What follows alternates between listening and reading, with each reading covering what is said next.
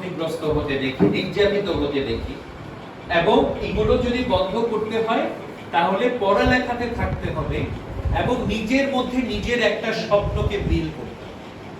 আচ্ছা, এখানে ক্লাস 9 এ ছিল অনেকজন, কারা আছো 9 এবং 10 এ? 10 এ কেউ আছো?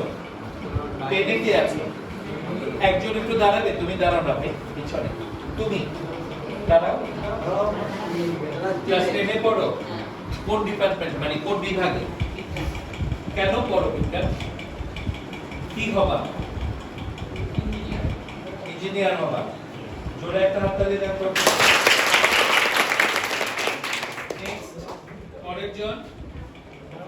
পরের জন বলে কি হতে চান?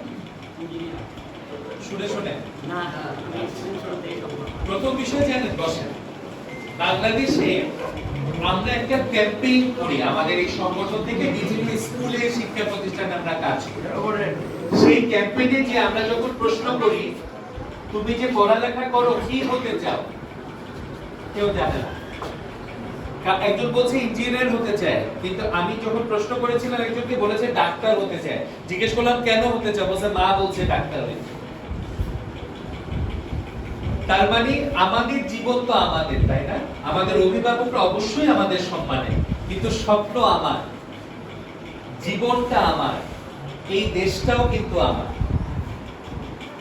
ফলে আমরা যেই পেশাতে থাকি না কেন, আমরা যেন একজন সৎ মানুষ হই, আমরা যেন এই দেশটাকে ভালোবাসি। আমাদের সমাজে যে তোমরা বসে আছো, তোমাদের আশেপাশে অনেক প্রতিবন্ধী ভাই বোন ঘুরে বেড়াচ্ছে, অনেকে আছে যাদের পড়ালেখা করার সামর্থ্য নাই, কিন্তু সেও তো মানুষ, তাই না?